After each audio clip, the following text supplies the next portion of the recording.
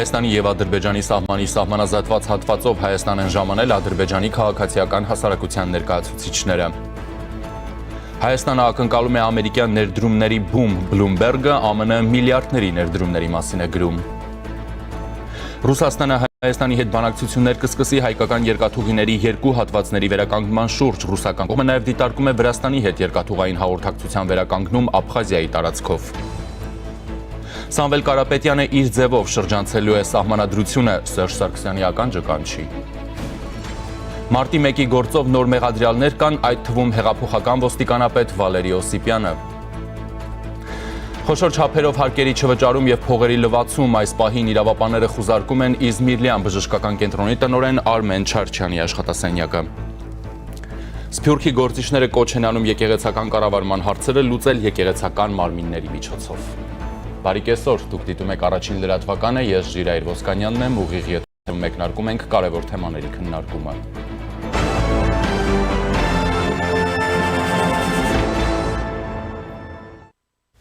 Եվ այսպես Հայաստանի և Ադրբեջանի սահմանի սահմանազատված հատվածով Հայաստան են ժամանել Ադրբեջանի քաղաքացիական հասարակության ներկայացուցիչները։ Հայաստանում փետրվարի 13-ից 14-ը խաղաղության կամուրջ նախաձեռնության շրջանակում կցկացվի երկկողմ կլոր սեղան, որի ընթացքում կհանդիպեն Հայաստանի ու Ադրբեջանի քաղաքացիական հասարակության ներկայացուցիչները։ Նրանք կանդրադառնան 2025 թվականի օգոստոսի 8-ին Վաշինգտոնյան գագաթնաժողովում հաստատված խաղաղության օրակարգից բխող գործընթացներին։ Առանձին նիստեր կկենտրոնանան ձևավորվող տարածաշրջանային անվտանգության ճարտարապետության, խաղաղության օգուտների, երկու հասարակությունների միջև հարաբերությունների հաստատման հանրային ընկալումների, տնտեսական համագործակցության հեռանկարների, ինչպես նաև փոխըմբռնման և վստահության ամրապնդման գործում քաղաքացիական հասարակության դերի վրա, հայտնում են հայկական խորհրդից։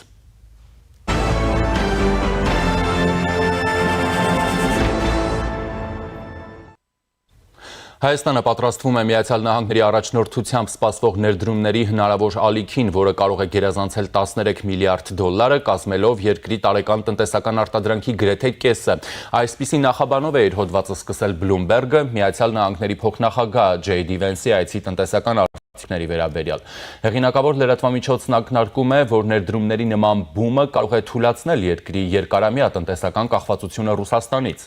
ԱՄՆ փոխնախագահ Ջեյ Դի Վենսի այցը Հայաստան, որի ընթացքում նա ստորագրեց մինչև 9 միլիարդ դոլար արժողությամբ քաղաքացիական միջուկային համագործակցության համաձայնագիր, վկայում է Վաշինգտոնի և նախկին խորհրդային այս փոքր հանրապետության միջև կապերի հնարավոր կտրուկ խորացման մասին։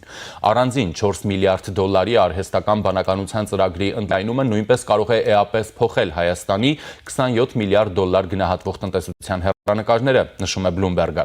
Հայաստանի հետ կնքված պայմանավորվածությունները և հաջորդ օրը Վենսի այցը հարևան Ադրբեջան ընդգծել են Կովկասի տարածաշրջանում ազդեցության համար տրվող աշխարհաքաղաքական մրցակցությունը։ Այս տարածաշրջանը կենսական նշանակություն ունեցող առևտրային ու էներգետիկ միջանցք է, որը Կենտրոնական Ասիայի միջոցով կապում է Չինաստանը Եվրոպային ու տասնամյակներ շարունակ գտնվել է Մոսկվայի ազդեցության գոտում, նշում է Բլումբերգը, հիշեցնելով, որ այս իրադարձությունները հաջորդել են 2025 թվականի օգոստոսի 8-ին ԱՄՆ նախագահ Դոնալդ Թրամփի հյուրընկալությամբ Հայաստանի վարչապետ Նիկոլ Փաշինյանի և Ադրբեջանի նախագահ Իլհամ Ալիևի միջև խաղաղության շուրջ ձեռք բերված համաձայնությանը։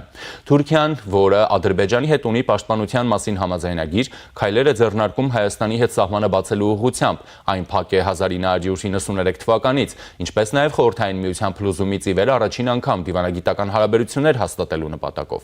Եվրոպական միությունը նույնպես խորացնում է կապերը Հայաստանի հետ, որը հայտարարում է ապագայում Եվրամիությանն անդամակցության ձգտումների մասին այն դեպքում, երբ ներկայումս Ռուսաստանի հետ միևնույն մաքսային միության ԵԱՏՄ-ի անդամ է։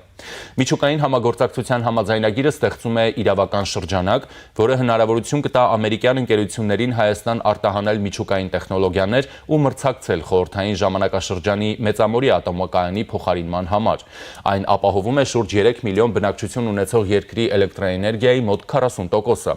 Մեծամորի ատոմակայանը շահագործում է ռուսական պետական Ռոսատոմ կորպորացիան, որը նաև մատակարարում է կայանի համար անհրաժեշտ միջուկային վառելիքը։ Վենսի այցից առաջ Ռոսատոմի կողմի պաշտոնյաները Մոսկվայում հանդիպել էին հայաստանյան ղեկավարության հետ, առաջարկելով, ինչպես իրենք էին ձևակերպել, համապարփակ համագործակցության նոր միջուկային հզորությունների ստեղծման ուղղությամբ։ Արհեստական բանականության նախագիծը, որը մշակվում է ԱՄՆ-ում գրանցված Firebird եւ Nvidia ընկերությունների համագործակցությամբ, նախատեսվում է մինչև 2026 թվականի վերջն ընդլայնել, հասնելով մոտ 50,000 գրաֆիկական պրոցեսորների GPU-ների, օգտագործելով չիպ արտադրողի հաջորդ սերնդի GB300 համակարգերը։ Firebird-ը մտադիր է հաշվարկային հզորությունների մեծ մասը ուղղել համաշխարհային հաճախորդներին, դիրքավորելով Հայաստանը որպես արհեստական բանականության ոլորտում մրցունակ արտահանման հարթակ, նշում են հոդվածում։ Լրատվամիջոցը ընդգծում է, ներդրումային այս հայտարարությունները լրացուցիչ խթան են վարչապետ Նիկոլ Փաշինյանի համար հունիսի 7-ին նախատեսված Հայաստանի խորհրդարանական ընտրություններից առաջ։ Մայիսին նա Երևանում կհյուրընկալի տասնյակ քաղաքական առաջնորդների եվրոպական քաղաքական համայնքի գագաթաժողովի շրջանակում։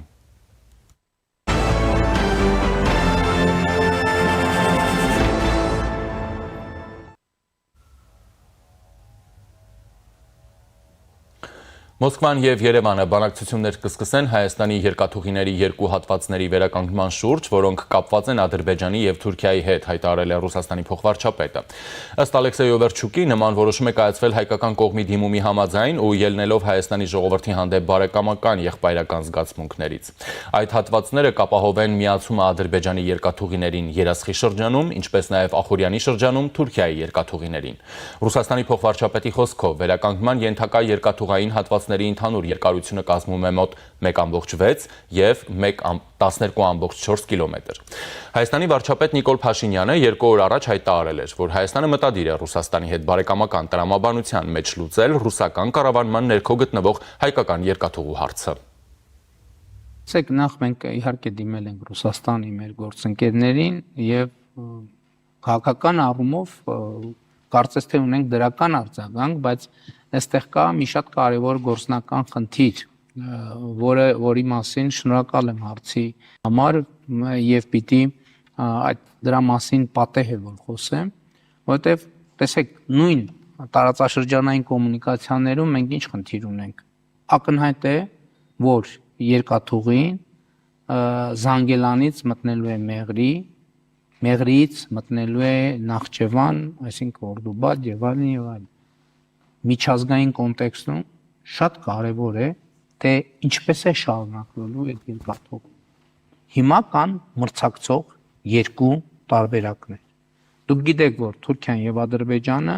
հայտարարել են Կարս Դիլիջու, այսինքն Կարսից Նախճեվան նոր երկաթուղի կառուցելու նախագիծ եւ բնականաբար մենք ակնկալում ենք, որ երթուղին միջազգային գործի Երասխ Ախուրիկ ճանապարհի երթով որտեղ կա գործող երկաթուղի, որովհետեւ Երասխի հատվածում ընդամենը մի քանի կիլոմետր է պակասում երկաթուղային ռելսերը, իսկ Ախուրիկում ավելի կարճ, դա արդեն Թուրքիայի սահմանն է։ Եվ հիմա մենք պետք է կենտրոնանանք մեր մրցակցային առավելությունների վրա։ Այստեղ մենք տեսնում ենք, որ միջազգային համատեքստում այն փաստը, որ երկաթուղու այդ հատվածը գտնվում է Ռուսաստանի կառավարման ներքո, օգտագործվում է Կարս Դիլիջու երթուղին ավելի նպաստավոր ներկայացնելու համար եւ սա մեզ համար խնդիր է, որովհետեւ ստացվում է, որ մենք մեր մրցակցային առավելությունները այն պարագայում, երբ որ մենք ունենք պատրաստի երկաթուղի, իհարկե այդ երկաթուղին ժամանակակից պահանջներին համապատասխանեցնելու համար մի քանի 100 միլիոն դոլարի լրացուցիչ ներդրում պետք կլինի, ուզում եմ հասկանալի լինի, զուտ փոքր բացակայող հատվածները վերականգնելը առանձնապես մեծ խնդիր չի, ոչ ֆինանսական, ոչ տեխնիկական առումով, բայց պետք է այդ երկաթուղու արագությունը մենք անպայման ապահովենք։ Հիմա տեսեք, մենք շատ հարգանքով, սիրով մեր ռուսաստանյան գործընկերներին, բայց փաստն այն է, որ միջազգային լարված համատեքստի պատճառով մենք այն փաստի բերումով, որ մեր երկաթուղին, որը մեր սեփականությունն է, սա շատ կարևոր է, գտնվում է ռուսական երկաթուղիների կառավարման ներքո, մենք այստեղ մեր մրցակցային առավելությունը զգում ենք, որ կորցնում ենք եւ այստեղ մենք պետքա մտածենք ինչ պետքա անենք, որովհետեւ սա մի տարվա չի։ Ինչ պիտի անեք այդ մասին։ Մենք պետքա լուծում գտնենք եւ այդ լուծում պետքա գտնենք բարեկամական, ընկերական, եղբայրական տրամաբանության մեջ։ Ռուսաստանի կառավարության փոխնախագահի խոսքով աշխատանքներ են տարվում Կովկասում բոլոր խախտված ուղիների ապաշրջափակման ուղղությամբ, այդ թվում Աբխազիայի տարածքով Ռուսաստանի եւ Վրաստանի միջև երկաթուղային հաղորդակցության վերականգնման հնարավորությունն է դիտարկվում։ Ռուսական կողմը դիտարկում է Վրաստանի հետ երկաթուղային հաղորդակցության վերականգնում Աբխազիայի տարածքով, ասել է փոխվարչապետը։ Կովկասում տրանսպորտային լոգիստիկ կապի ամրապնդումը խիստ կարևոր է Ադրբեջանի, Հայաստանի, Վրաստանի, Իրանի, Թուրքիայի եւ Ռուսաստանի ժողովուրդների խաղաղության, կայունության եւ տնտեսական բարգավաճման համար ակնկալում ենք տարածաշրջանի բոլոր տերությունների կառուցողական փոխգործակցությունը այդ կարևոր ընդհանուր խնդրի լուծման գործում, ասել է Օվերչուկը։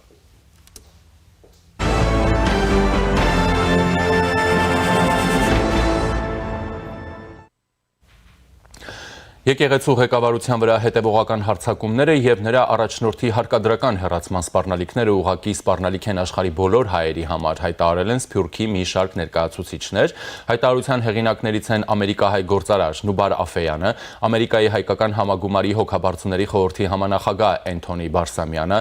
Դենհամի պրոֆեսոր Լորդ Արադարզին, ամերիկահայ պրոդյուսեր Էրիկ Էսրայելյանը, շվեյցարահայ գործարար Վաչե Գաբրաշը, բրիտանահայ գործարար Վաչե Մանուկյանը, Ամբեր Կապիտալ ընկերության գլխավոր գործադիր տնօրեն Ժոզեֆ Ուղուրլյանը, հայկական բարեգործական ընդհանուր միության 7-րդ նախագահ Պերճ Սեթրակյանը։ Գործիչները կոչ են արել եկեղեցական կառավարման հետ կապված բոլոր հարցերը լուծել եկեղեցու կառավարման մարմինների միջոցով։ Մենք կոչ ենք անում Հայաստանի կառավարությանը եւ հայոց եկեղեցուն լուծել բոլոր տարաձայնությունները, հարգելով եկեղեցու ինքնակառավարման կանոնները, հարգելով քաղաքական գործունեության ու եկեղեցու առաքելության բաժանումը ու պաշտպանելով Սփյուռքի հայերի իրավունքը դավանելու իրենց հավատքը առանց կառավարության կողմից քաղաքական միջամտության ազդեցության, ասվում է նրանց նամակում։ Նրանք նշել են, որ Հայաստանի կառավարության մոտեցումը վտանգում է կտրել իր հարաբերությունները Սփյուռքի հետ։ Հիշեցնեմ, վարչապետ Փաշինյանը արդեն շուրջ 9 ամիս է պահանջում է կաթողիկոսի հրաժարականը։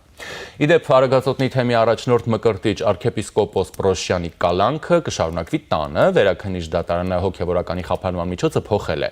Մկրտիչ եպիսկոպոս Պրոշյանը 5 ամիս է բանտում է, ըստ մեղադրանքի Սրբազանը ծառայողական լիազորություններն օգտագործելով խոչընդոտել է ընտրական իրավունքը եւ հարկադրել մարդկանց մասնակցել ընդդիմության հավաքներին։ Մկրտիչ եպիսկոպոսը ամենայն հայոց կաթողիկոսի քրոջ որդին է։ Նա հոկտեմբերին կալանավորվեց Տեր Թադեի ու Տեր Արամի ցուցմունքների հիման վրա։ Տեր Արամը հանրային հեռուստաընկերության եթերում ասել էր, թե 2021-ին Արագածոտնի թեմի առաջնորդը իրենց պարտադրել է մասնակցել ընդդիմության հավաքներին ու չընտրել Փաշինյանի կուսակցությանը։ Արագածոտնի թեմի առաջնորդը կաթողիկոսի միակ մերձավորը չէ, որ ազատությունից զրկված է։ Նոյեմբերին Վաղարշապատի համայնքապետի քարոզարշավի օրերին կալանավորվեցին կաթողիկոսի եղբայրը եւ եղբորորդին։ Ոսկեհատ գյուղում կաթողիկոսի եղբայրը եւ եղբոր տղան խոչընդոտել են Հանրապետություն կուսակցության քարոզարշավը։ Եվ այժմ զրուցելու եմ միջազգային հարաբերությունների փորձագետ Գեորգի Թումասյանի հետ։ Ողջույն պարոն Թումասյան, շնորհակալություն միանալու համար։ Բարև ձեզ։ Պարոն Թումասյան, նախ սկսենք ռուսական կողմի հայտարարությունից։ Օվերչուկը կարծես փաստում է, որ Ռուսաստանը պատրաստ է վերականգնել երկաթուղու հատվածները, այն մասին, ինչի մասին Հայաստանի վարչապետն էր խոսել, որոնք երասխի հատվածում միանալու են Ադրբեջանին եւ Ախորյանի հատվածում միանալու են թուրքական երկաթուղիներին, հա։ Բայց այստեղ շատ էական հանգամանքներ կան, որոնք պետք է բնականաբար հաշվի առնել։ Դրանք ժամկետներն են, ներդրումների ծավալներն է, այդ վերականգնման որակն է, որովհետեւ չի կարող Հայաստանի մի հատվածում գործել երկաթուղի ժամանակակից ստանդարտներին համապատասխան եւ Հայաստանի մի հատվածով շարունակվել երկաթուղին, որը տարածաշրջանում ամենահետամնացներից մեկն է, հա։ Նախ այս պարագայում Մոսկվայի հետաքրքրությունը առավել եւս, երբ ռուսական երկաթուղիները ֆինանսական լուրջ խնդիրներ ունեն, ընդհանուր մինչև 50 միլիարդ դոլարի պարտքեր, որոնք չեն կարողանում որևէ ձևով լուծել այդ հարցը, ռուսական հետաքրքրությունը պայմանավորված է բիզնես, տնտեսական նպատակադրումով, թե այստեղ նաեւ այլ, այսպես ասենք, շահեր եւ նպատակներ կարող են լինել եւ նաեւ նշեմ, որ երկաթուղու ժամանակակից ստանդարտներին համապատասխանեցումը դա հենց ռուսական կողմի ուղիղ պարտականություններն են եղել պայմանագրով, որոնք երբևէ չեն իրականացվել եւ հիմա Ռուսաստանի փոխվարչապետը դա ներկայացնում է որպես լավություն մեզ այն իմաստով շեշտելով դե հաշվի առնելով Հայաստանի եւ Ռուսաստանի ժողովուրդների դարավոր եղբայրությունը։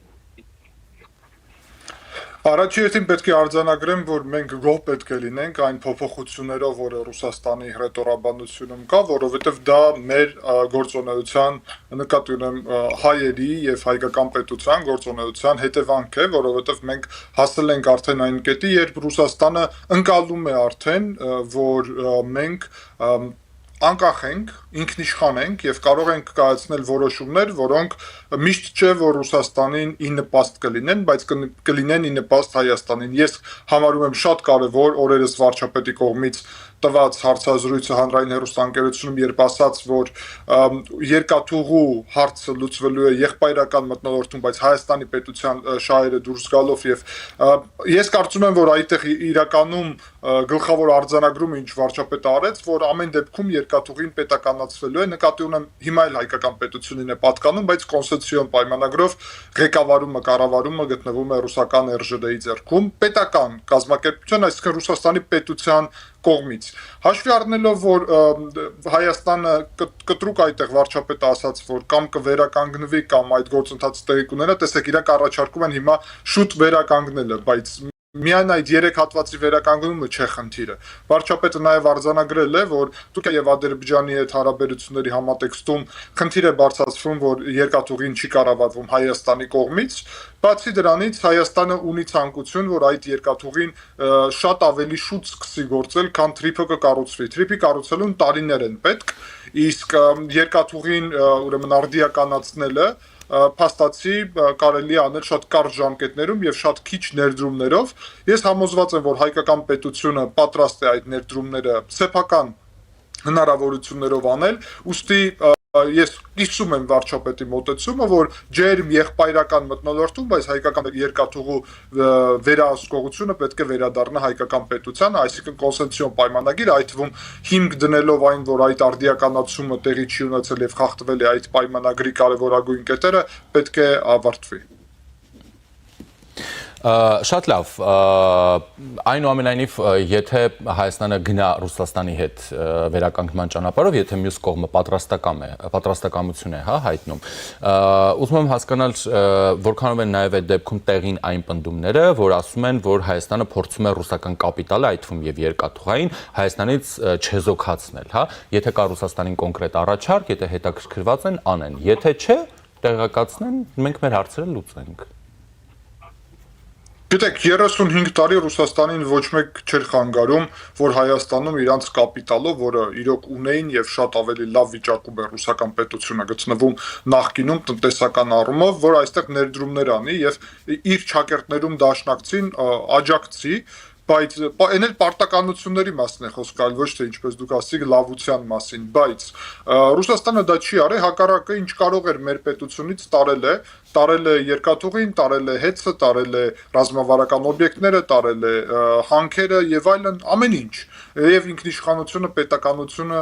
առանձին նաեւ ամենագլխավորը իհարկե։ Հիմա հայկական պետությունը ինքնիշխան է դառնում եւ եթե Ռուսաստանը ուզում է այստեղ ներդրումներ անել, ապա դրա հնարավորություն ունի, բայց ոչ այնպես, ինչը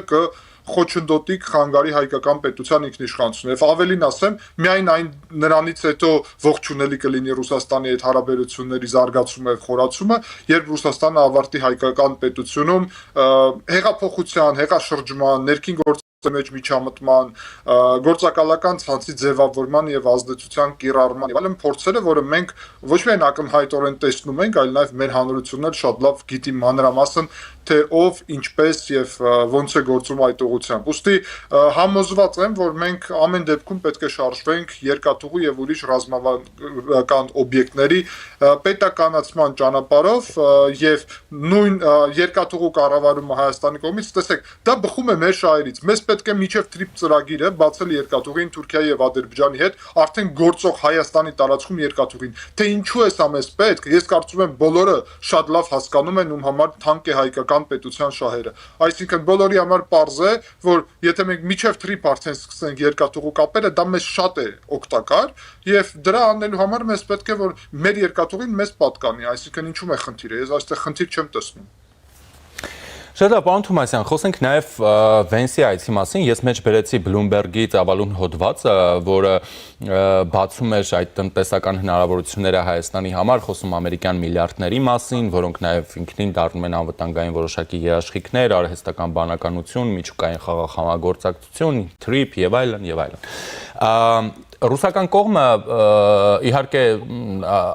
փորձում էր, այսպես ասենք, էլի նսեմացնել այդ համաձայնությունները, բայց մի հարցում բավականին ընդգծված անհանգստություն էին հայտնել, դրանք տեխնոլոգիական համագործակցություններ ԱՄՆ-ի եւ Հայաստանի միջև։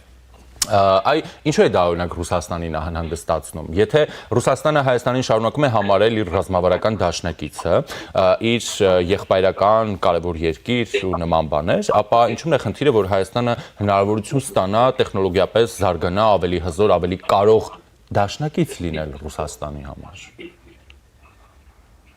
Որովհետև իրանք հասկանում են, որ այդպիսի Հայաստանը չկարող այսպիսի այսօրվա Ռուսաստանի դաշնակից լինել, որովհետև այսօրվա Ռուսաստանը դաշնակից չունի։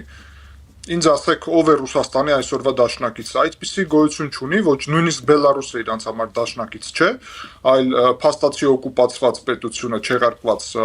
մարդու իրավունքներով, նույնը իրանք ուզում են Վրաստանում անել, բայց այստեղ դաշնակցի մասին խոսք չի գնում, մեր տարածքի այստեղ 20% օկուպացված է, Հայաստանի դեպքում Հայաստանը երբեք դաշնակից չի ընկալվել։ Տեսեք, զուտ եթե մենք նայում ենք, իհարկե ես գնահատում եմ դեսպանի, Ռուսաստանի դեսպանի խոսքերը, որ իրանք ուզում են Հայաստանը ինքնիշխան եւ հզոր լինի, բայց ասեմ, որ գործով 35 տարի դրա հակառակն են արել եւ իրանց համար իրանց գլխավոր ցանկությունը եւ միջև այսօր ինչքան էլ դեսպանը այդպիսի հայտարարություններ չանի, իրանց այստեղ գործակալները Ռոբերտ Քոչարյանը Ռուսաստանի կազմ եւ միութենական պետություն մտնելու մասին է խոսում, Սամվել Կարապետյանը թրիփում Ռուսաստանին բերելու մասին է փաստացի խոսում, այսինքն Ռուսաստանի քայլերը միշտ եղել են ուղղված մեր ինքնիշխանության եւ հզոր հայկական պետության դեմ, որովհետեւ հզոր հայկական պետությունը նշանակում է, որ մենք Ռուսաստանի հետ հավասարի պես հարաբերություն ունենք, իսկ դա իրանց ձեռ չի տալ, իրանց պետք է Հայաստանը ծայրագավառ գուբերնիա, իսկ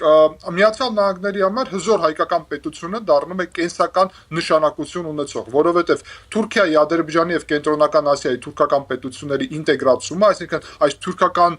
պետությունների կազմակերպության զարգացումը, ինքը մի կողմից հնարավորություն է նվազեցնել Չինաստանի եւ Ռուսաստանի դերը եւ ազդեցությունը այս տարածաշրջանում Կենտրոնական Ասիայում հատկապես, բայց մյուս կողմից սպառնալիքները իրենից բարենակում եւ հայկական պետության հզորացումը Միացյալ Նահանգների համար նշանակում է ավելի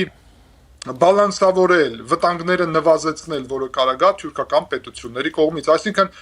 Ամերիկայի Միացյալ Նահանգներին ձեռը տալի բարձր տեխնոլոգիական անվտանգ հզոր Հայաստանը, իսկ Ռուսաստանին ցավոք ոչ։ Ես իհարկե կողջունե, եթե Ռուսաստանը ուրիշ քաղաքականություն վարեր, բայց դրա համար առաջին հենց Ռուսաստանի մոտեցումները իր սեփական պետության համար պետք է լիներ ուրիշ։ Եվ այդ համատեքստում իհարկե իրանք մտահոգված են, որ տեխնոլոգիաները խոսքին ատոմակայանը իհարկե խոսք է գնում, հասկանալի է 50 տարով առնվազն ատոմակայանի գործունեության այդ ժամկետը, TRIP ծրագիրը 50 եւ 100 տարով, այսինքն իրանք հասկանում են, որ Միացյալ Նահանգների այստեղ ներկայությունը, իսկ չիպերը եւ այլն դա նաեւ դարերի ծրագիր է, այդ ամենը ստեղծում է հենց այսպիսի տասնամյակների եւ դարերի ընթացքում Հայաստանի եւ Միացյալ Նահանգների եւ Արևմուտքի ընդհանուր առումով մերձեցման ուղին, իսկ Ռուսաստանի համար դա խնդրահարույց է, որովհետեւ իրանք պատկերացնում են, որ մեր պետությունը իրանց սեփականություն է, իրանց պատկերացումները սխալ են։ Շատ լավ։ Պարոն Թումասյան, եւ նաեւ նշեցի, որ Հայաստանի եւ Ադրբեջանի սահմանի սահմանազատված հատվածով Հայաստանը են ժամանել Ադրբեջանի քաղաքասարակության ներկայացուցիչները, նրանք Հայաստանում խաղաղության կամուրջ նախաձեռնության շրջանակում կլոր սեղան քննարկումներ են ունենալու, տարբեր հարցեր են շոշափելու եւ այլն, դե հիմնականում արդեն այն իրավիճակը, որը հաստատվել է 25-ի օգոստոսի 8-ից հետո, հա։ Բնականաբար էլի հանրային ընկալումներում այսպիսի այցերը, շփումները ոչ միանշանակ են, հա, ընկալվում։ Կարևորությունը քաղաքասարակությունների շփումների, հարաբերությունների կարգավորման համատեքստում, կխնդրեմ դրան անդրադառնալ, եւ այստեղ նաեւ կառավարությունների ներգրավվածությունը, հա, դե պարզ է, չէ՞ որ ադրբեջանական քաղաքասարակության վիճակը նաեւ հաշվի առնելով պետք է հասկանալ, որ այդտեղ ոչ միայն քաղաքասարակությունն է ներկա, այլ նաեւ Ադրբեջանի կառավարությունը։ Իհարկե։ Տեսեք, ես ուզում եմ արձանագրեմ ուրիշ բան, որ Արցախային անվտանգության ծառայությունը այն տեսահոլովակը, որը տարածեց այս մուտքի գործընթացում, ապա այդտեղ երևում է, որ Հայաստանի ազգային անվտանգության ծառայության սահմանապահ զորքերը այդ անցակետ են ժամանակավոր ձևավորել, այդտեղ անցնում են անձնագրերում կնիկ են ստանում եւ մուտք են գործում Հայաստանի Հանրապետություն սահմանի սահմանազատված հատվածով։ Ես ակնկալում եմ, որ մեր ընդդիմություն կոչված այդ ուժերը այսօր դուրս կգան եւ կասեն այն է, ինչ մենք այդքան ժամանակ շղթում էինք, ասում էինք, որ ադրբեջանցին եթե Հայաստան գա, հային չի հանդիպելու, հայ սահմանապահը չի լինելու, պահանջում էին, որ իշխանությունները ներկայացնեն ապացույցներ, այն ապացույցը տեսահոլովակն է, փաստը արդեն տեղի ունեցավ, հանդիպեց ադրբեջանցին, հայ սահմանապահին, հայկական սահմանին, բայց երբեք համոզված եմ, որ այդ գործակալական ցանցը չի ասի, որ այո, փաստացի սխալվել են, փաստացի խաբել են հայ ժողովրդին, դրա փոխարեն հիմա խոսելու են, որ ադրբեջանցիք, որ գալիս են Հայաստան, դա վտանգ է։ Հիմա թող մեզ պարզաբանեն, վտանգ է, որ մենք փորձում ենք հարաբերությունները կարգավորել եւ բարելավել եւ ստեղծել խաղաղության օրակարգ, թե վտանգ է այն, երբ այն ժամանակ իրանք ասում են, որ Նիկոլ Փաշինյանը չպետք է այսպիսի հայտարարություններ անել, որը ել ավելի իրանց պատկերացումով խոսքից սրում էր հարաբերությունները, բայց հայրենասեր հայտարարություններ են։ Այսինքն ես չեմ տեսնում կարգավիճակ, որում այսպես կոչված ընդդիմությունը կարա գոհ մնա եւ իհարկե համարում եմ, որ այս համագործակցությունը նույնիսկ այն դեպքում, որ խոսք է գնում իհարկե պետության կողմից կառավարվող քաղաքացիական հասարակության մասին Ադրբեջանի դեպքում, բայց մենք պետք է հարգենք Ադրբեջանի ստեղծված իրավիճակը, նույնիսկ իրանց մոդելը կառավարման, դա մեր խնդիրը չի, դա իրանց խնդիրն է։ Եվ հաշվի առնելով դա մենք պատրաստ ենք խոսել բոլորի հետ, ես համոզված եմ, որ կարող ենք խոսել ինչպես պետության աջակցություն ունեցող քաղաքասարակության հետ, այսպես էլ ընդդիմադիր քաղաքասարակության հետ ադրբեջանցի, որ Ադրբեջանում չեն, արտասահմանում են, բայց ամեն դեպքում այս քննարկումները իմ պատկերացումով դրական են, նույն տրամաբանությունով հայերն են մեկնելու ուրեմն Ադրբեջան եւ մեկնել են նաեւ նախկինում էլ եւ սա դրական է։ Ասեմ ձեզ, որ հայերը եւ ադրբեջանցիք Վրաստանում երկար ժամանակ է եւ միշտ է ամենասուր իրավիճակներում էլ նույնիսկ, երբ Լեռնային Ղարաբաղի հատվածում իրավիճակը ի նպաստ մեզ էր կամ ի նպաստ իրենց էր, տարբեր հատվածներ, տարբեր տարիներ են եղել, մենք միշտ փորձել ենք նորմալ քաղաքակիրթ այսպիսի հարաբերություն այստեղ պահպանել, ինչպես Վրաստանի ադրբեջանցիք եւ Վրաստանի հայեր, տրամաբանական էր։ Եվ կարծում եմ, որ դա նաեւ օրինակ է նրա, որ մենք իրար հետ խոսելու հնարավորություն ունենք։ Ճիշտ է, խնդիրները դրանով չի լուծվի բոլոր եւ միանգամից, բայց պետք է ուղիղ ասել, եթե մենք չենք խոսում, ապա մեր մասին են խոսում։ Իսկ եթե մեր մասին են խոսում, մենք օբյեկտ ենք։ Իսկ մենք օբյեկտ չպետք է լինենք, մենք պետք է լինենք սուբյեկտ, այսինքն մենք մեր փոխարեն պետք է խոսենք։ Մենք հասունացած պետք է լինենք արդեն ինչպես քաղաքական ազգ եւ ինչպես պետություն, դա նշանակում է, որ մեր փոխարեն որևէ մեկը չի կարող մեր հարցերի մասին խոսել, այդ թվում հարևանների հետ էլ, ուստի մենք պետք է խոսենք, ճիշտ ենք անում, որ խոսում ենք։ Շատ լավ, նաև անդրադառնանք եկեղեցու թեմային, մասնավորապես Սփյուռքում բավական հայտնի գործիչներ դիմել են կառավարությանը, որպեսզի չմիջամտեն, դադարեցնեն հարձակումները եկեղեցու վրա, հարկադրաբար չհեռացնեն կաթողիկոսին, սպառնում են կառավարության հետ կապերի կտրմամբ, նշում են, որ օրինակ պաշտպանում են Սփյուռքի հայերի իրավունքը դավանելու իրենց հավատքը առանց կառավարության կողմից քաղաքական միջամտության, ազդեցության, հիշեցնում են, որ օրինակ եկեղեցին, պետությունը անջատ են, քաղաքականությունները անջատ են ու նման բաներ, բայց օրինակ երբ եկեղեցին մասնակցում էր քաղաքական պրոցեսներին, հայտարարություններ էր անում, հեղաշրջման կոչեր էր անում, գեներալների նամակներ էր գրում, միանում էր գլխավոր շտաբի հեղաշրջմանը, մասնակցում էր քաղաքական միտինգների, ինքն էր նախաձեռնում քաղաքական շարժումներ եւ այլն, այս մարդիկ չէին անհանգստանում, որ եկեղեցին եւ պետությունը օրինակ պետք է անջատ լինեն, քաղաքականությունը եւ եկեղեցին պիտի անջատ լինեն, որ դրանով Սփյուռքի հայերի հավատքն է ինչ որ սասանվում ու ինչ որ բաներ է լինում։ Շատ կարևոր թեմա է եւ ես այստեղ պետք է իհարկե արձանագրեմ, որ դուք ճիշտ եք, որ այդ նույն գործիչները եւ ուժերը երբեք հայտարարություն չեն արել, երբ հայկական պետության եւ կառավարությանն էր պետք աջակցություն, երբ եկեղեցին օգտագործվել է ինչպես օտար պետության KGB-ի գործիք մեր պետության եւ ազգի դեմ, բայց ես պետք է նաեւ արձանագրեմ եւ ուղղակի շատ պարզ ասեմ մեր հանրությանը, որ հեղափոխությունից հետո եւ իմ հարցերը վերաբերվող հայ առաքելական եկեղեցում օտար հատուկ ծառայությունների Ռուսաստանի KGB-ի ազդեցությանը սկսվել են միջև հեղափոխություն Հայաստանում, բայց հեղափոխությունից հետո ես անձամբ փորձել եմ այդ հարցերի ուղղությամբ աշխատել եւ ունեցել եմ երկու կարևոր խոչընդոտ եւ այդ խոչընդոտը մեկը եղել է Արթուր Վանեցյանի կողմից ղեկավարված ծառայությունը այդ ժամանակ եւ երկրորդ խոչընդոտը եղել է այդ ընդհանուր բարեգործական միությունը եւ AGB-ուն, այո, եւ իմ համար շատ զարմանալի եւ ցավալի էր, որ երբ ես այդ 2018-19 թվականներին ներկայացնում էի AGB-ին, որը մեծ ազդեցություն ունի նաեւ ինչպես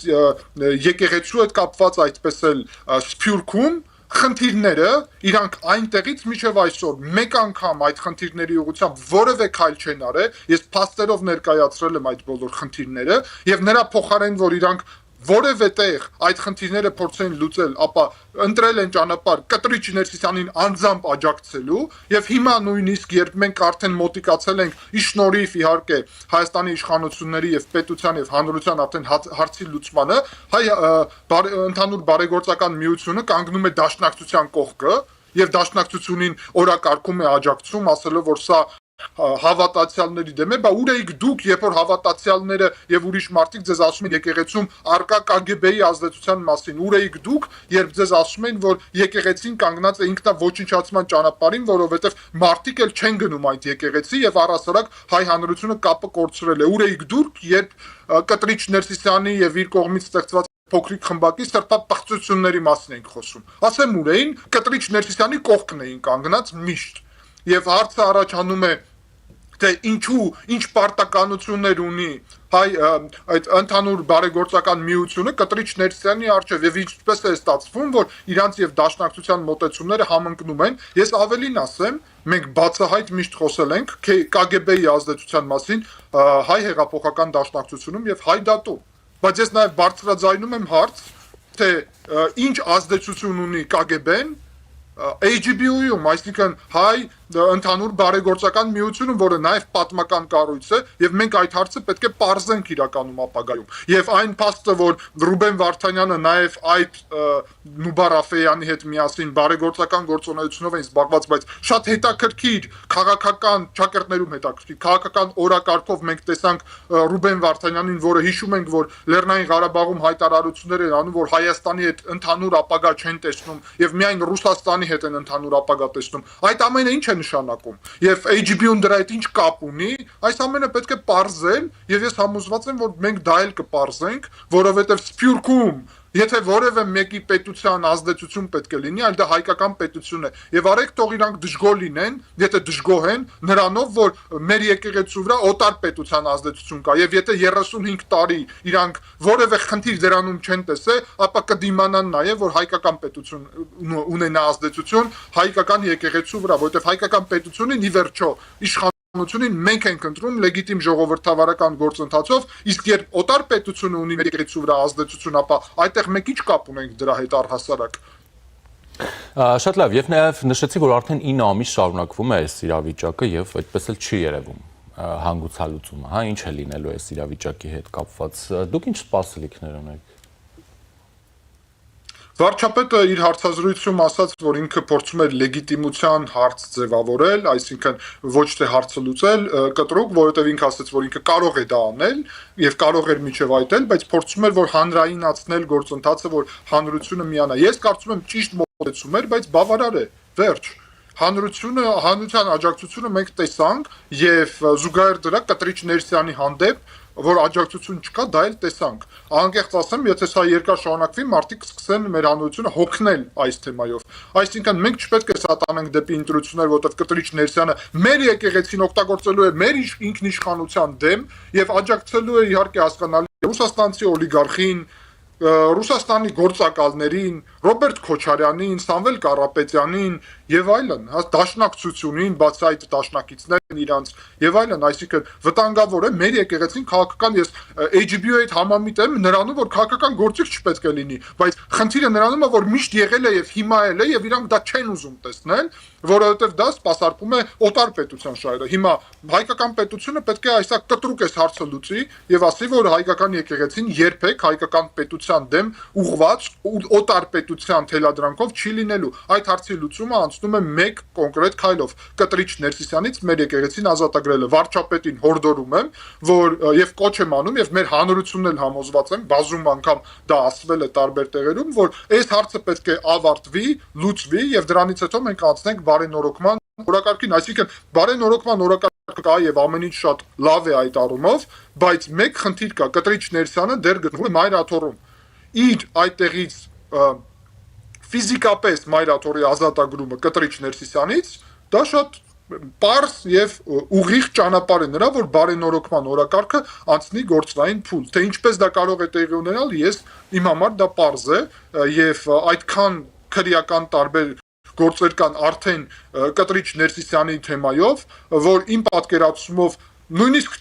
տան իրավիճակում կալանքը կամ որևէ կամ ժամանակավոր ուրիշ տրամաբանությամբ կալանքը կարա լինի այն լուծումը, որովհետև իրան Մոսկվայից թույլտվություն չեն տալ ինքը Մայրաթորը լքի։ Եվ մենք ո՞նց ենք այդ հարցը լուծելու։ Իհարկե մենք ժողովրդի միջոցով էլ կարող ենք այդ հարցը լուծել, ինչպես հեղափոխության ժամանակ, բայց արդյոք արժի այդպիսի ռիսկեր ստեղծել մեր եկեղեցու ուղղությամբ։ Ես կարծում եմ ոչ, եւ ուստի մեկ մարդու հարցը լուծել է, իսկ Կտրիչ Ներսյանը մարդ է, հասարակ քաղաքացի է, այդ առումով հարցը լուծելը շատ ավելի հանգիստ եւ գործունեություն կլինի, քան փորձել այդտեղ ուրեմն այսպիսի լայն ժողովրդի մասնակցությամբ հարցը փորձել լուծել։ Բայց ամեն դեպքում ես համոզված եմ, որ ժողովուրդը դրան էլ է պատրաստ։ Շնորհակալություն։ Ես էլ եմ շնորհակալ։ Զրուցակիցս միջազգային հարաբերությունների փորձագետ Գեորգի Թումասյանն էր։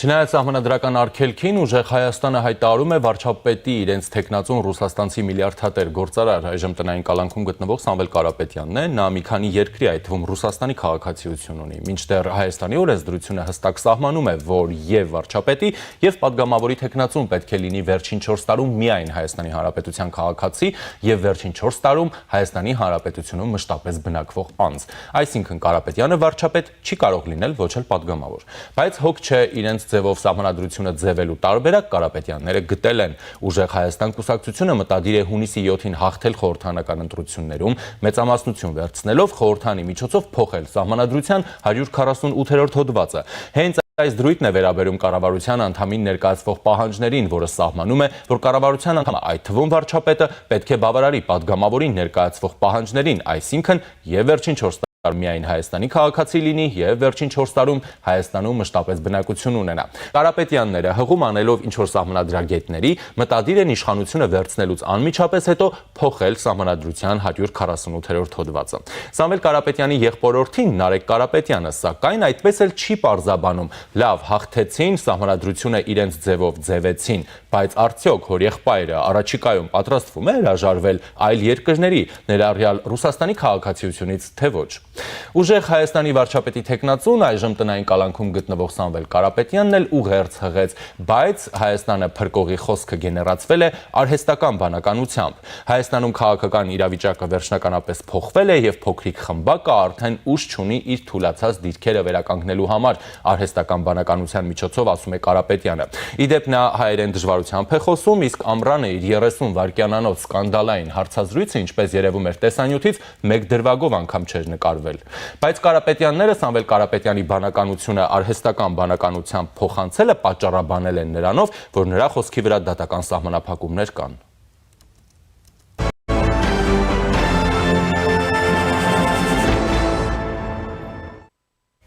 Մարտի 1-ի գործի շրջանակում նոր մեղադրանքներ են առաջադրվել Հայաստանի նախկին ոստիկանապետ Վալերի Օսիպյանին եւ Երևանի նախկին փոխոստիկանապետ Ռոբերտ Մելքոնյանին։ Մասնավորապես 2008 թվականի մարտի 1-ին ոստիկանության տարբեր ստորաբաժանումների կողմից բռնության եւ հատուկ միջոցների գործադրմամբ Երևան քաղաքի Ազատության հրապարակում նստացույց անող խաղաղ ցուցարարներին ցրելու գործողությունները կազմակերպելու համար մեղադրանքներ են ներկայացվել նշված ժամանակաշրջանում Հայաստանի Հանրապետության ոստիկանության Երևան քաղաքի վարչության բարեկապահակակետային գնդի հրամանատարի եւ նրա տեղակալի պաշտոնները զբաղեցրած անձանց, հայտնում են հակակոռուպցիոն կոմիտեից։ Տվյալ ժամանակաշրջանում ոստիկանության Երևան քաղաքի վարչության կուսակցության պարեկապահակակետային գնդի հրամանատարի պաշտոնը զբաղեցնում էր Ռոբերտ Մելքոնյանը, նրա տեղակալինը Վալերի Օսիպյանը։ 2008 թվականի հետընտրական արյունալի իրադարձությունների ժամանակ 10 մարդ զոհվեց։ Մարդու իրավունքների եվրոպական դատարանը անցած տարվա սեպտեմբերին հրապարակված վճռով փաստեց, որ զոհերի մեծ մասի դեպքում Հայաստանի Հանրապետությունը խախտել է նրանց կյանքի իրավունքը։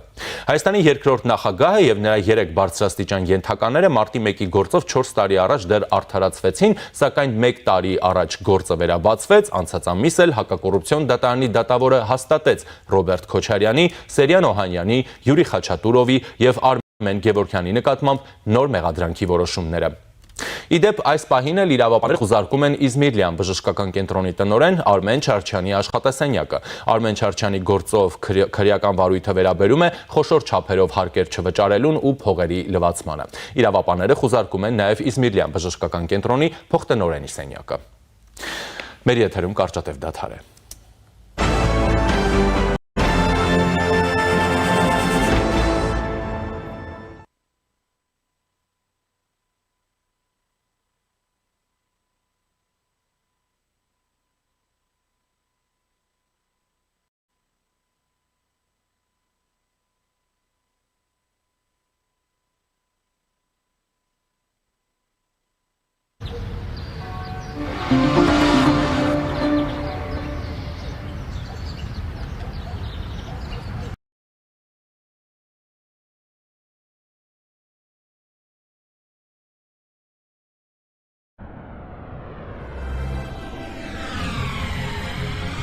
«2026-ին Եվրոպան 75%-ով ավելի մոտ է լինելու։ Իդեալ համակարգը բացում է եվրոպական որակի եւ նրբագեղության դռները ձեր առաջ։ Հնարավորություն ընձեռելով ձեռք բերել եվրոպական արտադրողների լավագույն նմուշների նշված տեսականին մինչեւ 75% բացառիկ զեղչով։ Կան տարբերակներ, կա իդեալական տարբերակ։ Մանրամասները idealsystem.am։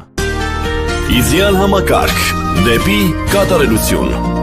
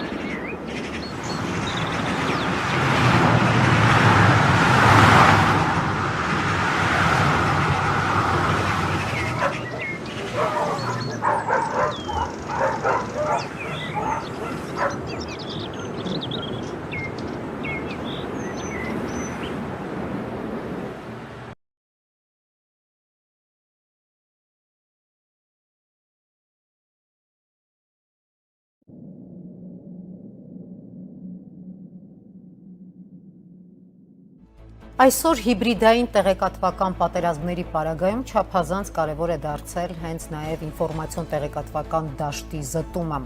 եւ այս ճշգրիտ հավաստի առաջնահերթ տեղեկատվություն ստանալը դարձել է ռազմավարական առումով կարևոր նշանակություն ունեցող մարտահրավերներից եւ խնդիրներից մեկը։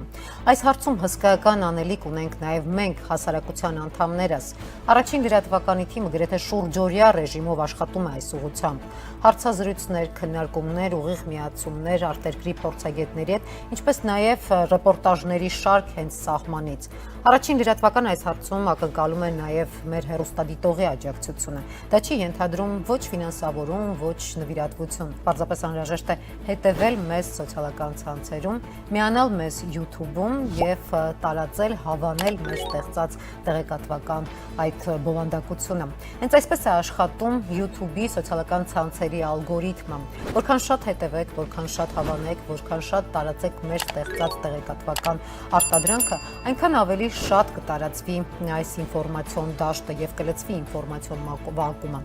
Օգնեք մեզ եւ մենք կօգնենք ձեզ ճշգրիտ եւ հավաստի տեղեկատվություն ստանալու առումով։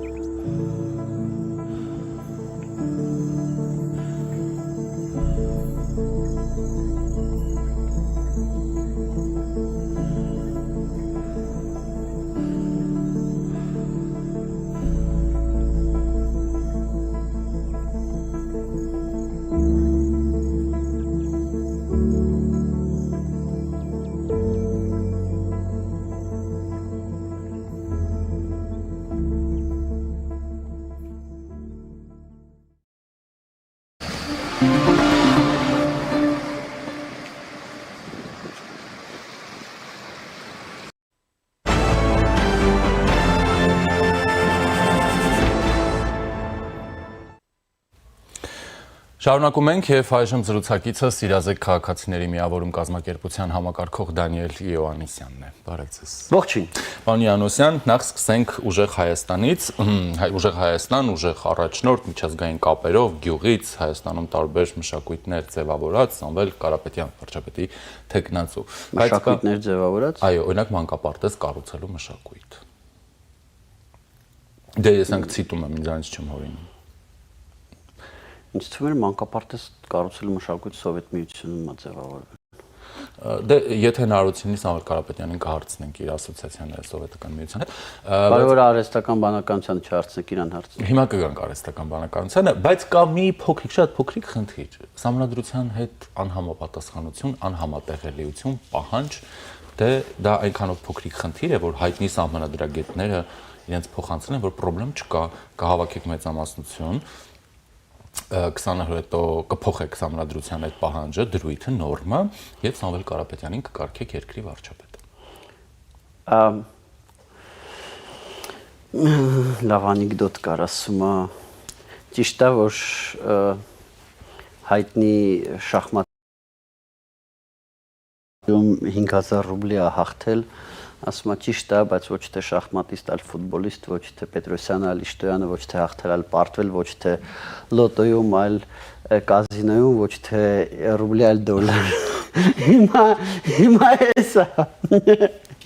Ճիշտ է, բայց դրա համար անց պետք է ոչ թե մեծամասնություն, այլ խորհրդարանի 2/3։ Ընտրական օրենսգիրքը հստակ սահման որ չի կարող մի ուժ ունենալ 2/3-ից ավելի, օրինակ դա այդ կարգավորման շնորհիվ է, որ քաղաքացիական պայմանագիրը հիմա 2/3 չունի, թե չէ կունենար։ Քաղաքացիական պայմանագրի հավաքածերը ավելի շատ էր, ընդդիմությունը բոնուս ստացա, որ քաղաքացիական պայմանագիրը չունենա ազգային ժողովի պատմատենի ընդհանուր թվի 2/3-ը։ Այսինքն իրանց պետք է ինչ-որ ուժել միանա, շեմը հաղթահարած ուժերից ինչ-որ մեկը իրանց միանա, որ սա լինի, մենակ իրանք ինչքան ձենել ստանան չարող դա անը Եվ երրորդը դա հնարավոր չի անեք սամրում։ Ոչ մի ձև հնարավոր չի, որովհետև ազգային ժողովը նոր ձևավորվում անդորում լինելու օգոստոսի 2-ին, եթե հիմա ճիշտ 2-ին կամ 3-ին։ Այսինքն ինքնին ընտրություններից արդեն համարյա 2 ամիս հետո ազգային ժողովը ձևավորվելուց հետո մի շարք ընդհանցակարգեր կան, որոնք չեն կարող չլինեն, չգիտեմ, ազգային ժողովը հաշվի չանձնաժողով ընտրում, հետո ազգային ժողովը նախագահ ընտրում, հետո ազգային ժողովի բաներն են հանձնաժողովներն են ձևավորվում, հետո կառավարություն ընտրում, չի կարա չընտրի սահմանադրական պահանջ է, կառավարություն չի, վարչապետ է ընտրում, հետո նոր կարա զբաղվի սահմանադրական փոփոխություններով, որոնք իմիջիալուց արանքում պետք է գնան նաև սահմանադրական դատարան։ Սահմանադրական դատարանից հետ գալուց հետո պետք է երկրորդ ընթերցմամբ քվեարկվեն, հետո նախագահի ստորագրմանը ներկայացնեն։ Դա կներեք 20 օր չի եւ չափազանց զբաղված վարդեն, որ հաշվեմ, թե օրենսդրությամբ սահմանված ժամկետներում դա ինչքանից ինչքան օրում է, այսինքն ամենամինիմալ ժամկետը փորձում գնահատեմ, դա մեղմ ասած 20 օր չի, էլի, դա մեղմ ասած 20 օր, մինիմում 1.5-2 ամիս խորհրդարանի ձևավորումից հետո, որը իր հերթին ընտրություններից համարյա 2 ամիս հետո է սկսվում։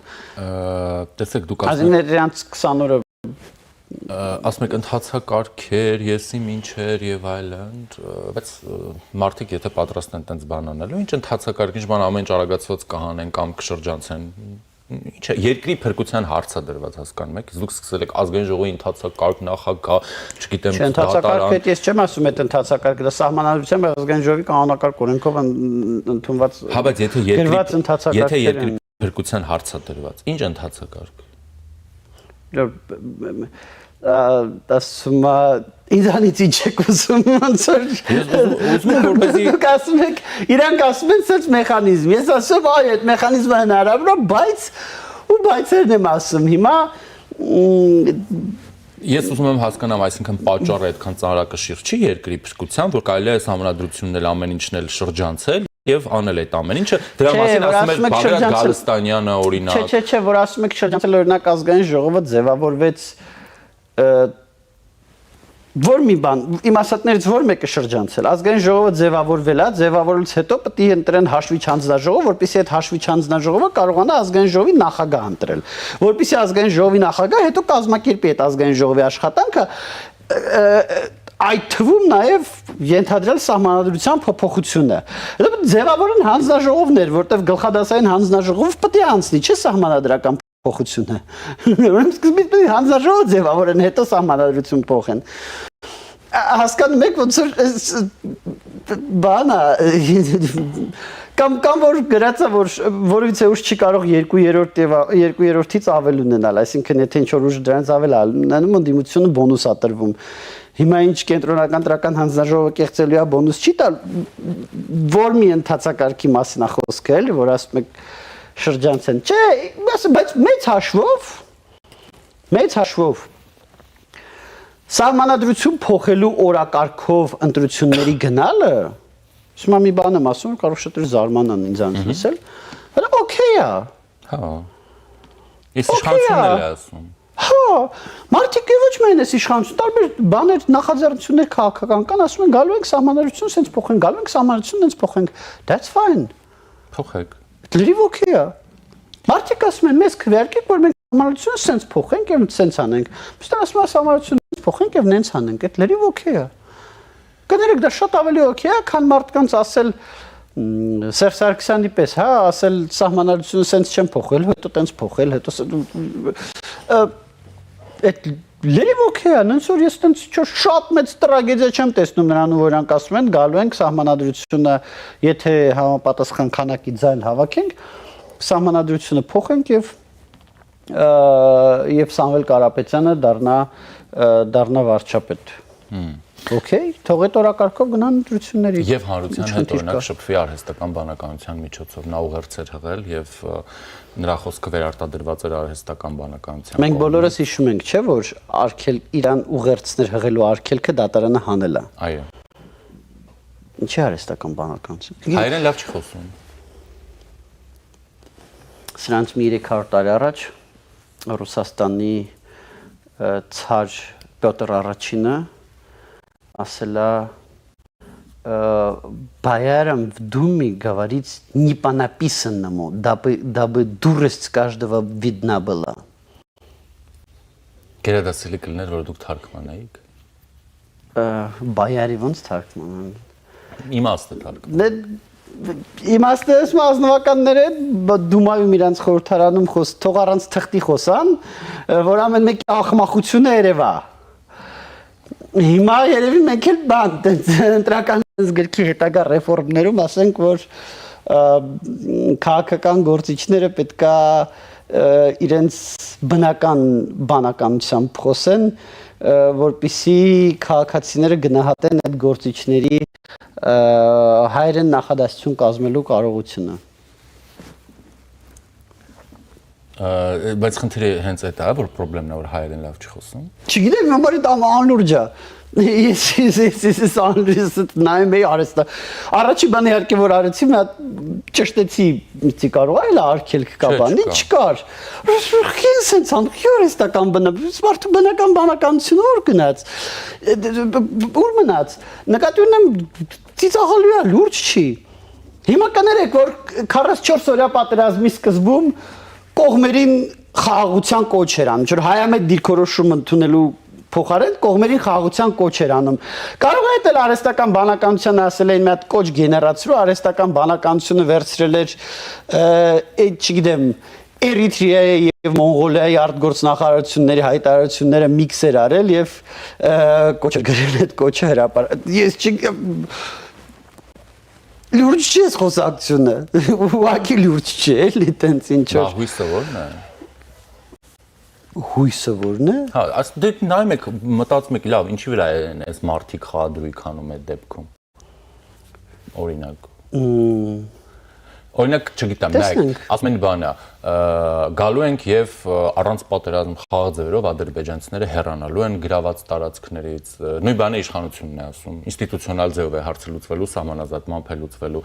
Ասում են, չգիտեմ, 300,000 աշխատատեղ ենք բացելու, ես իշխանությունը ասում եմ, մի քիչ ուշացել եք, մենք արդեն բացել ենք, բայց օրինակ կան դիտարկումներ, որ այդ 300,000 աշխատատեղերը իրենք բացելու են այն ադրբեջանցիների համար, որոնք իրենք ասում են, որ 300,000-ով գալու են Հայաստան։ Տարբեր կարող ենք, չէ՞, բաներ մտածել օրինակ։ Գիտեք, ես այն դաշտի մեջ ես չեմ ուզում մտնեմ, դա նախընտրական խոստումների գնահատումն է։ Այդ դաշտի ես չեմ ուզում մտնեմ, որովհետև ես չեմ ուզում սկսեմ ասել, թե ում նախընտրական խոստումում ինչն է իմ համար նորմալ, իսկ ինչ իմ համար նորմալ չի, որովհետև կստացի, որ ես ինչ-որ մեկի քարոզարշավի օգտին կխոսամ, ինչ-որ մեկի քարոզարշավի դեմ կխոսամ, դա ամեն դեպքում քանի որ մենք պլանավորում ենք քարոզարշավ դե ակնհայտորեն կա հիմա, ֆորմալ առումով չկա։ Այ եթե ես ընդ որում նաև ֆորմալ առումով օրենսդրությունը շատ թույլ է, հիմա ֆորմալ առումով եթե ես ասեմ բոլորին կոչ եմ անում գնալ եւ քվեարկել, չի եմ այդ կուսակցություն ասեք, որը չկա, Ժիրայր Ոսկանյանի օգտին այո, ֆորմալ առումով ես օրենք չեմ խախտի, բայց կներեք էլի դիտորդություն ենք անելու, անլուրջ չի, այսօր ինչ-որ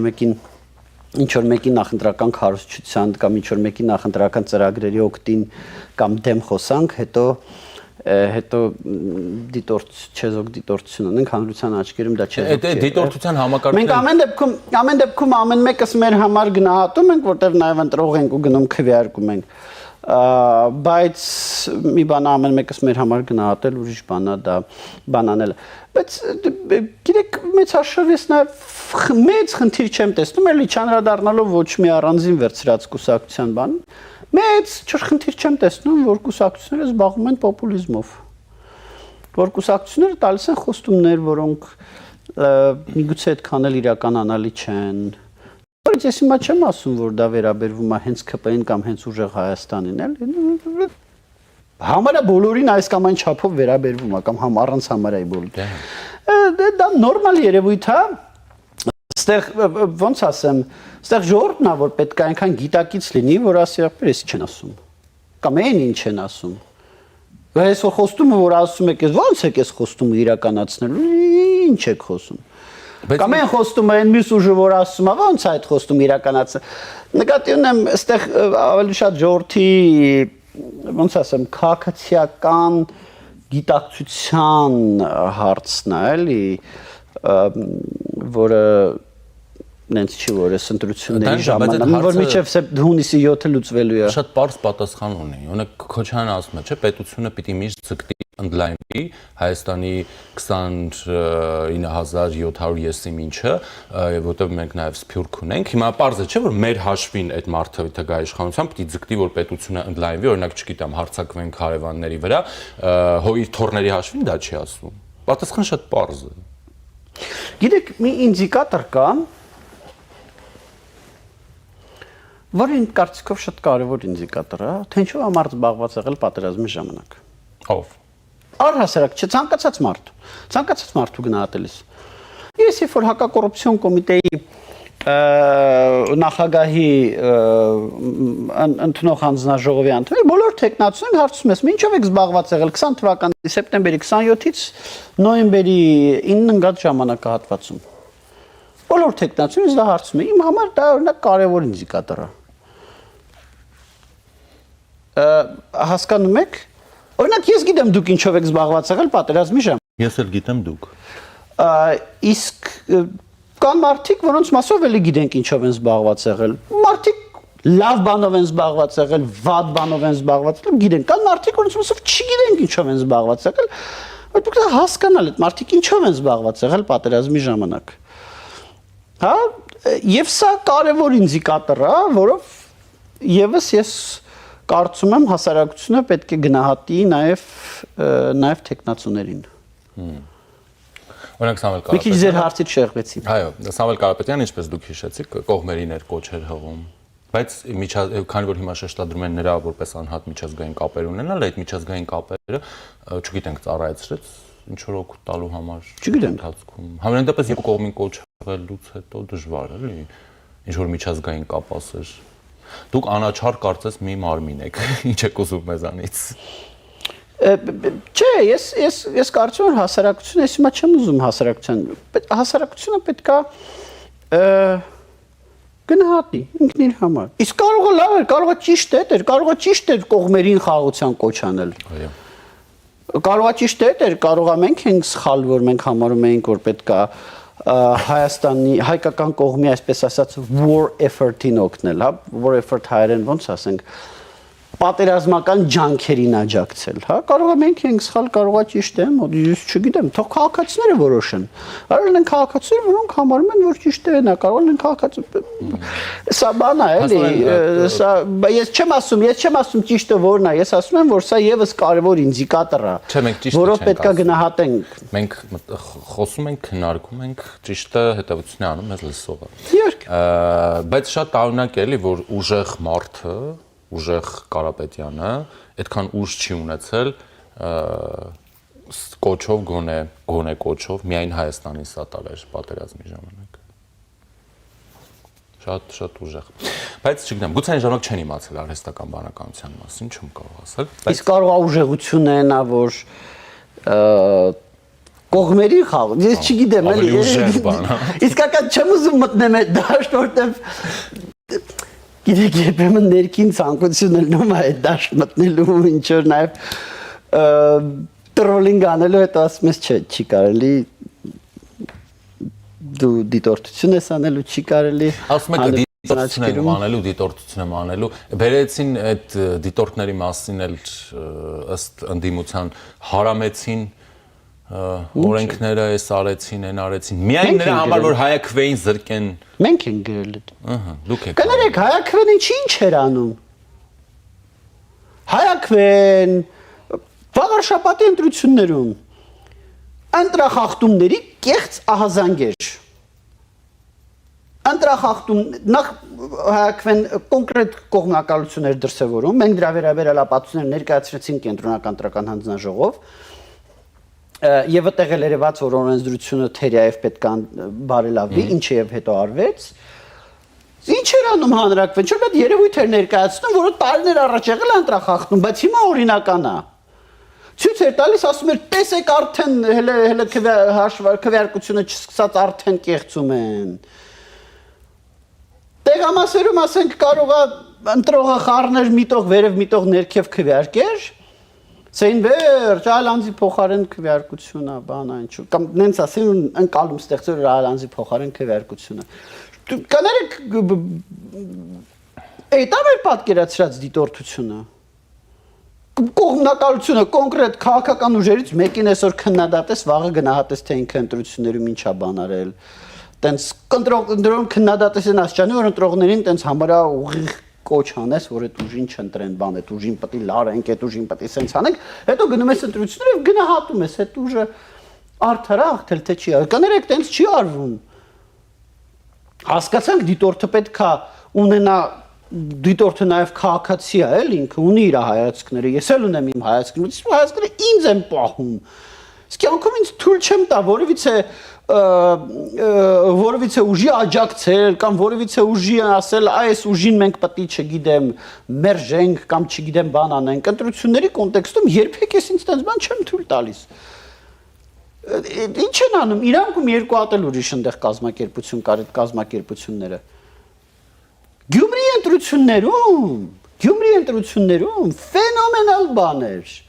Քվեարկության օրը սկսեցին հայտարարել, որ 3000 քվե կեղծվել է։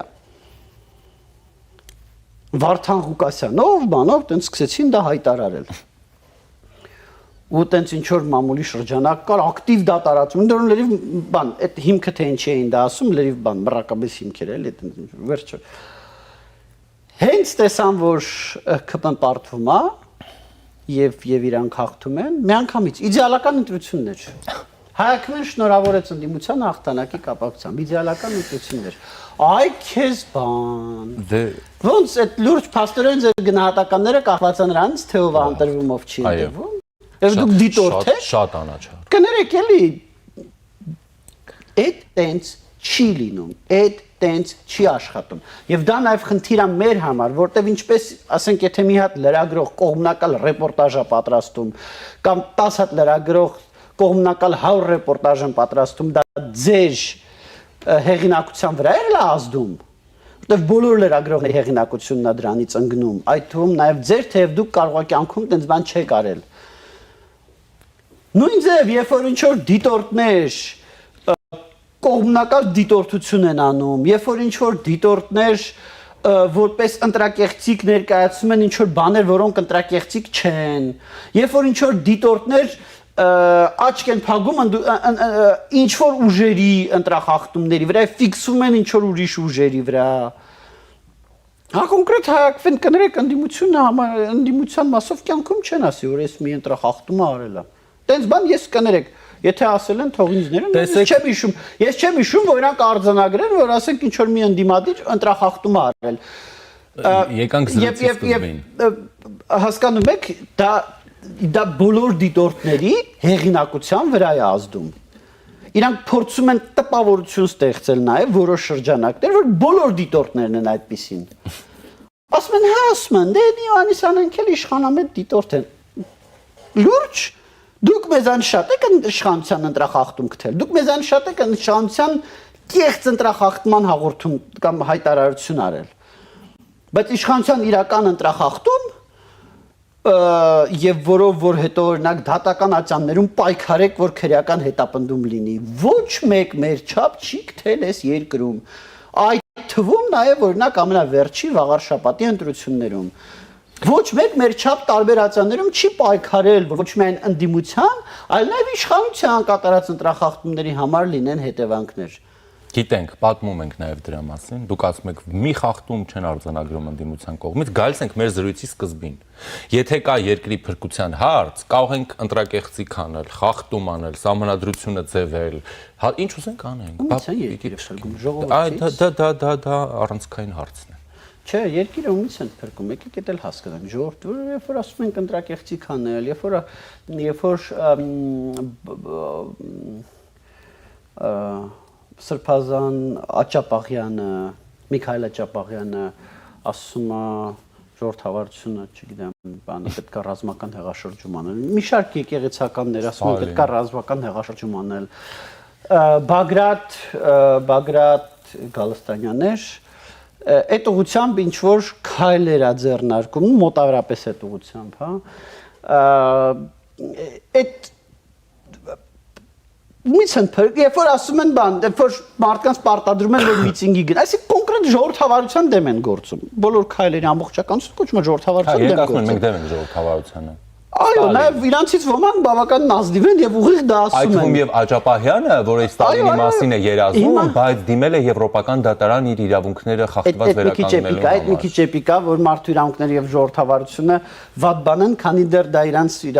իրանց իրավունքների պաշտպանության համար չեն։ Օրինակ շատ զարմանալի է, որ չի դիմել, չգիտեմ, Կրասնոդարի ինչ-որ դատարան, էլի, իր իրավունքները խախտված լինելը արձանագրելու մասին, ինչ։ Մարդու իրավունքների դատարան Կրասնոդարում։ Դե բաս։ Այսինքն մեզ խափում են։ Բայց ես բան անենք, էլի։ Ումից են իրանք ուզում փրկեն երկիրը։ Երբ որ ասում են երկիրը փրկենք իշխանությունից, օքեյ, նորմալ է, կարա ցանկացած քաղաքացի համարի, որ իշխանությունից պետք է երկիրը փրկել։ Ու աբսոլյուտ նորմալ է։ Բայց ռուսերեն բառեր սկսել եմ շատ օգտագործել, պատմություն է։ Ամբողջությամբ նորմալ է, որ բայց երկիրը փրկել ժողովրդավարություն, երկիրը փրկել ժողովրդից ժողովուրդ չէ, խորը անասուն է։ Հասկացա։ Գուցե արդարացված է փրկությունը, տեսեք, Գալստանյանին հիշեցինք շատ։ Ինչ ասեմ, թող փրկեն։ Անդրադառնանք։ Փորձեն այսինքն։ Բայց իրանց մենք դիմադրելու ենք։ Այ իրանց մասով, այո, որ ուզում է երկիրը փրկի ժողովրդից եւ ժողովրդավարությունից։ Այդ մարդկանց մենք այստեղ արդեն չգիտեմ, դիտորդ ես, դիտորդ չես էական չի։ Այստեղ արդեն մենք հակազդելու ենք։ Հակազդելու ենք, իրանց դիտարկում ենք որպես պրոբլեմ, դիտարկում ենք որպես սուբյեկտ, որին պետք է հակազդել։ Ընդ որում սուբյեկտ, որին նաև պետությունը պետք է հակազդի։ Եվ մի հարց էլ մարտի 1-ի գործով նոր մեղադրանքներ կան, այդ թվում եւ Վալերի Օսիպյան, Մայրաքաղաքի փոխոստիկանապետ Ռոբերտ Մելքոնյան, Արտեմ Բազազը եւ այլն։ Վալերի Օսիպյանի մասին շատ խոսեցին, հեղափոխական ոստիկանապետը, հիշում եք, հեղափոխությունից հետո քաղաքացու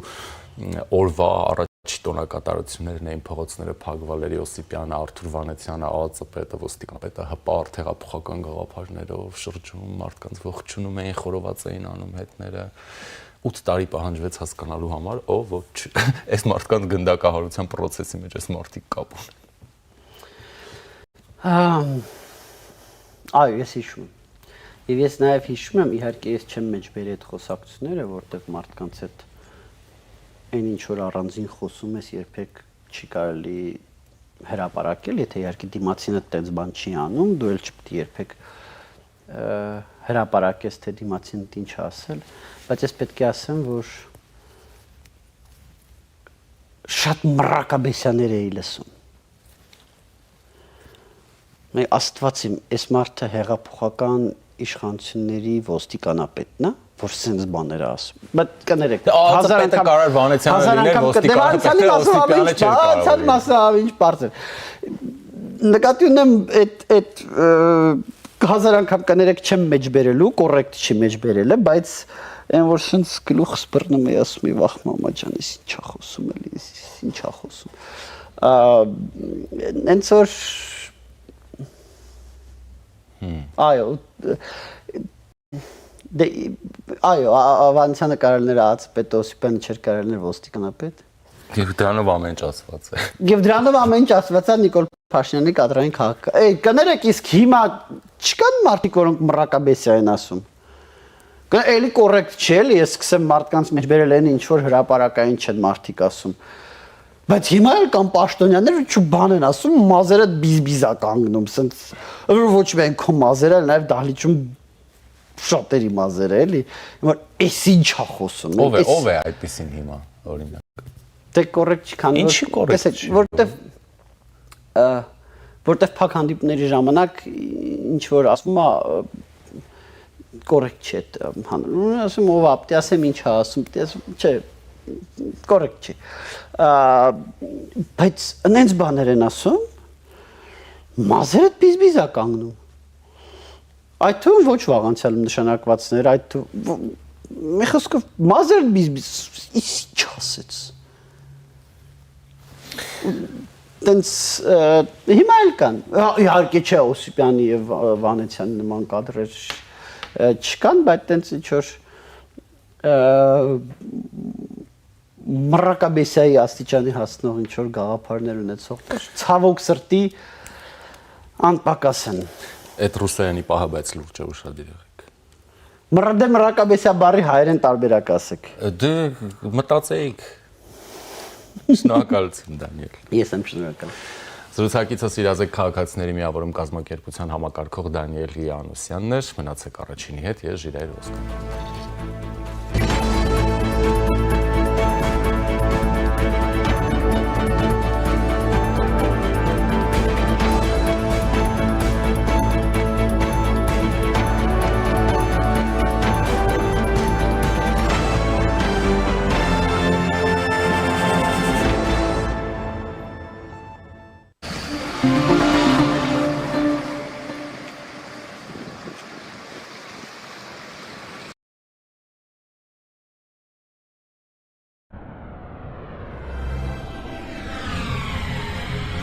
2026-ին Եվրոպան 75%-ով ավելի մոտ է լինելու։ Իդեալ համակարգը բացում է եվրոպական որակի եւ նրբագեղության դռները ձեր առաջ։ Հնարավորություն ընձեռելով ձեռք բերել եվրոպական արտադրողների լավագույն նմուշների նշված տեսականին մինչև 75% բացառիկ զեղչով։ Կան տարբերակներ, կա իդեալական տարբերակ։ Մանրամասները idealsystem.am։